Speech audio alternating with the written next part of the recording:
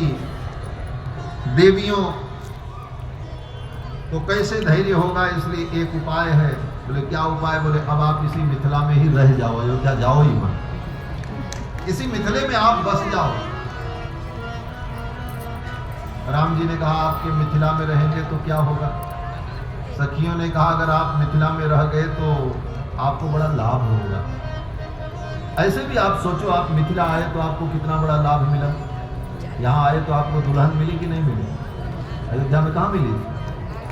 गली गली घूम रहे थे, यहाँ आते ही आपका ब्याह हो गया, दुल्हन मिल गई। और आपके ही नहीं, आपके सारे भाइयों के ब्याह हो गए।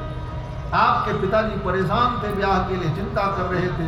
चिंतयामास धर्मात्मा तेषां दारक्रियां प्रति। और यहाँ आते ही आपकी चिंता दूर हो गई, आपके पिता की चिंता दूर हो गई। यहाँ तो सबकी चिंता दूर हो गई। अब तो आप मिथिला में रहे। ये पहुना अब मिथिले में रहूंगा, अब तो यही रहेगा। क्यों?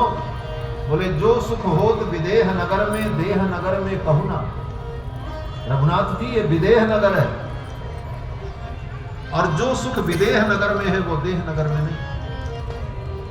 ये केवल भजन ही नहीं है, ये कोई साधारण सखी की पंक्ति नहीं है, किसी साधारण सखी की भावना की पंक्ति नहीं, अपितु ये बहुत बड़ा वेदांत है।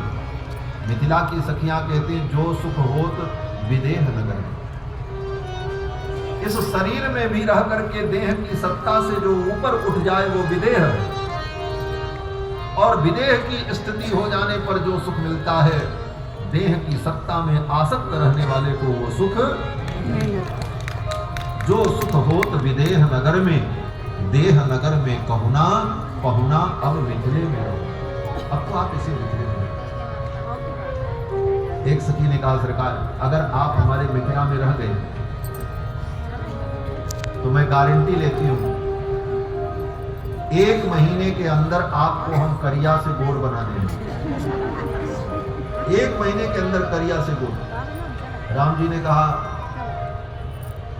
ऐसा कोई उपाय होता है? बाकी जितने उपाय हैं वो सब फेल हो सकते हैं। प्रचार तो बहुत होता है, बोले अमुक क्रीम लगा लो काले से गोरे हो जाओ, आजकल भी होता है, वो प्रचार होता है। मिथिला की सखियों ने कहा सरकार हम तो गारंटी लेते हैं, आप हमारे मिथिला में रुक जाओ, 1 महीने के अंदर आपको हम करिया से गोर बना देंगे। कैसे? सखियों ने कहा रोज सवेरे आपको नहलाएंगे इतर से आपको नहला करके, सुगंधित तेल से स्नान करा करके, काजू बादाम का उबटन लगा करके, मल मल करके, नहला करके आपको 1 महीने के अंदर हम करिया से गोर बना देंगे। जो आनंदे विदेह नगर में, देह नगर में कहुना, ए पहुना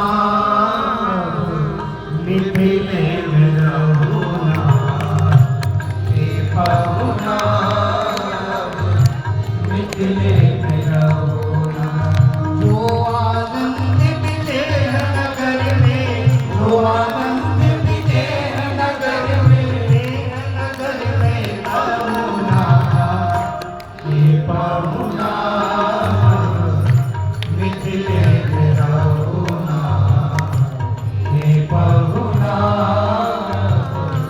मिथिले में रहुना। रोज सवेरे उबटन मल के भीतर से नहवायो, रोज सवेरे उबटन मल के भीतर से नहवायो। 1 महीना के भीतर करिया से गोर बनाए हो, 1 महीना के भीतर करिया से गोर बनाए हो। झूठ कहत ना माने तन को,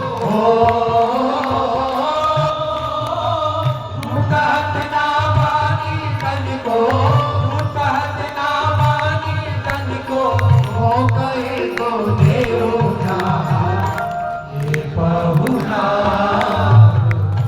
मिथिले में रहुना, ये पहुना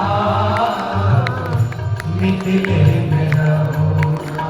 नित नवीन मन भावन व्यंजन फल सब कंचन थारी। नित नवीन मन भावन व्यंजन फल सब कंचन थारी। स्वाद भूख बढ़ जाई सुनसारी सरहज के गाई। स्वाद भूख बढ़ जाई सुनसारी सरहज के गाई। ओ स्वाद भूख बढ़ जाई सुनसारी सरहज के गाई।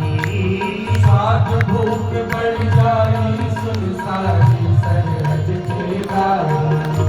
पार पार हम करमिन हो रहा पार पार हम करमिन हो रहा। पार पार हम करमिन हो रहा। और किछ हुए होना ये बहुना मिथिले में होना। ये बहुना मिथिले में होना। पद बहुत बड़ा है, अब इस पद की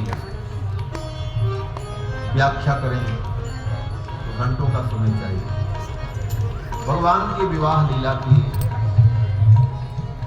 बड़ी महिमा है और बड़ी चर्चा है। भगवान के विवाह लीला का ही वर्णन हो तो कई दिनों तक सारी रीत, सारी रस्में, जो जो भाव मिथिला के भक्तों के हैं उनका वर्णन हो। भगवान का बड़े धूमधाम से विवाह हुआ, जवनार हुई और फिर बराती लोग